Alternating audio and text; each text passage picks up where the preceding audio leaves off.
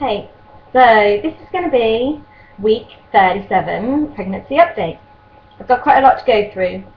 So I'll start with symptoms, then go on to the hospital, and then show you my belly. First of all, symptoms. Mentioned last week about my swollen feet. Still swollen. One day last week they got to the point where I actually rang my midwife because I was concerned that they were so swollen. But she didn't really tell me anything I didn't already know.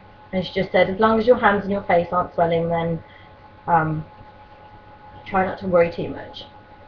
And they're not really. So just kept my feet elevated, and they did go down quite a lot, and they've gone back to their normal swollen size now. But they did look like the Nutty Professor for a while. Haven't had any cravings or food aversions this week, really.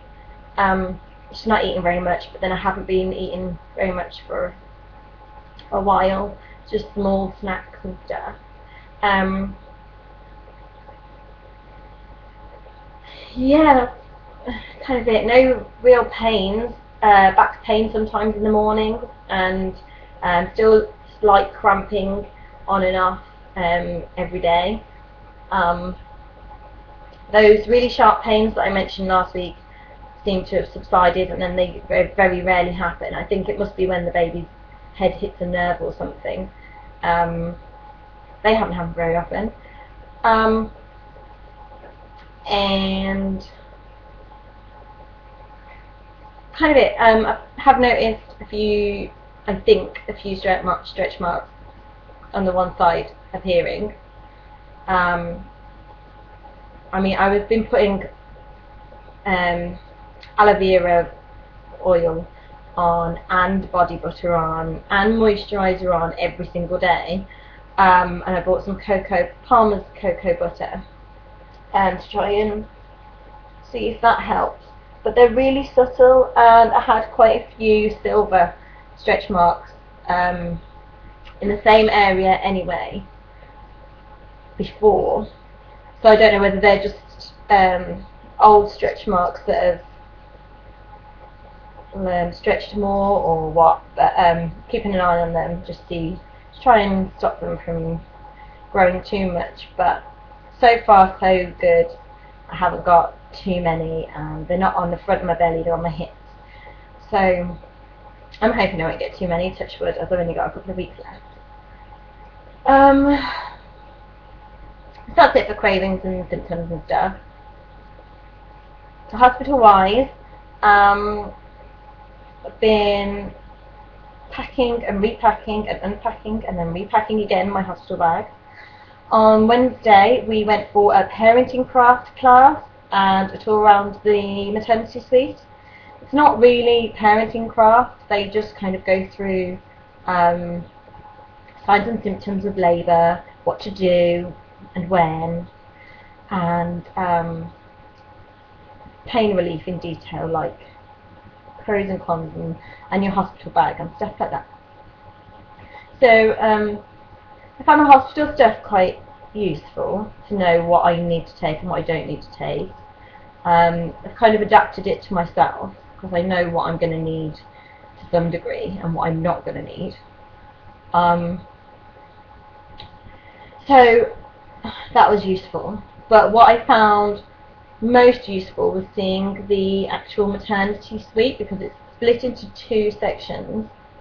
On the one side you've got the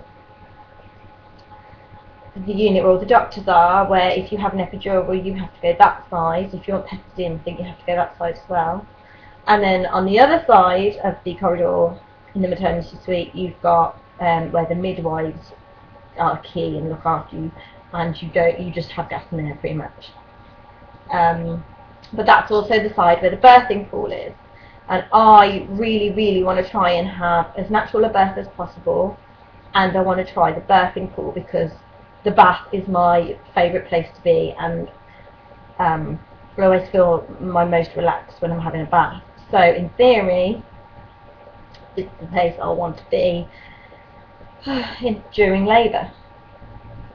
So I had to change my birth plan So my birth plan, I said I originally wanted the option of Pethidine and epidural, not together, but like if I needed them.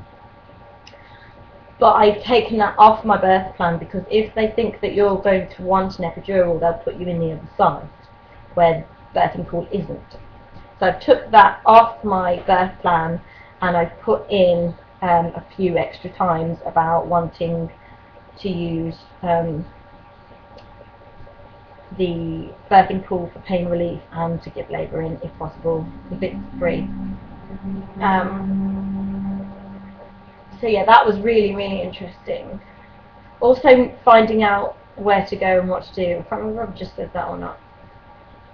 Yeah, finding out, like, especially if like I'm in labour at like 2 o'clock in the morning, because obviously the hospital's not generally not open, it's not easily accessible like it is in the day.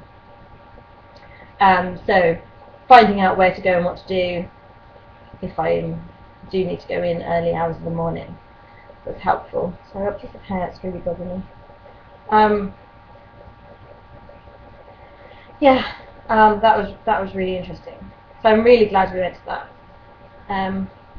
Everything is pretty much ready for baby now. We've got everything. I got my feeding bra yesterday, and I was shocked at what size the lady told me I'd need. Started out as a 32C before I got pregnant. And I got measured, and she said I was between a 32C and D at the moment. Tried on a D, and it was the right size, but then the lady said after I give birth, obviously the milk will come in and they'll get bigger, so I'll need a big cup size. 32 was a bit tight, but not really uncomfortably tight. But then I don't think I've put on really any much weight around my back, maybe a little bit of water weight, but hardly anything. So I think 32 was the right size to choose for around my rib cage, whatever that bit's called. But she's given me 32 double D, which is a size I never ever ever thought I'd buy in a million years. But it looks huge, especially as you can imagine, being 32 around makes the cups look even bigger.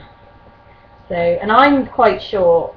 I'm really short, and got quite a small frame. So I'm a bit worried I'm going to look like Pamela Anderson for a bit. But yeah, that was interesting to find out. Everything else, baby-wise, we've got now. We've got everything that we need. There's a couple of things that we could do with. Like I haven't got a breast pump or bottles yet, but I didn't want to get those things until I knew whether we were able to breastfeed or whether the baby would even accept a bottle. Because when I was a baby, my mum had to breastfeed me because I would not take a bottle, and she had no choice. But if I can't breastfeed, I don't want to have spent all the money on a breast pump that I'm not going to use. So I'm just going to wait and see what happens with that, and then I can always send Sean out or go and get one after the baby's here when we know what we're doing. But generally that's all for this week. I'm meant to have a midwife appointment on Tuesday this coming week, so I'll be 28 weeks. But I'm still working, and because I'm such low risk, my midwife said unless I feel really concerned about something and want to see her, then she's happy for me to postpone it for a week and see her at 39 weeks, unless baby's already here by then. So I think that's what I'm going to do, because I don't feel fine. I haven't got any concerns or anything. So yeah, I suppose I'll show you my belly, and then that'll be it for this week.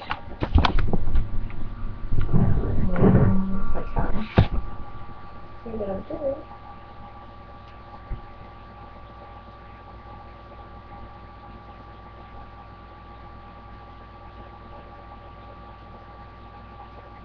So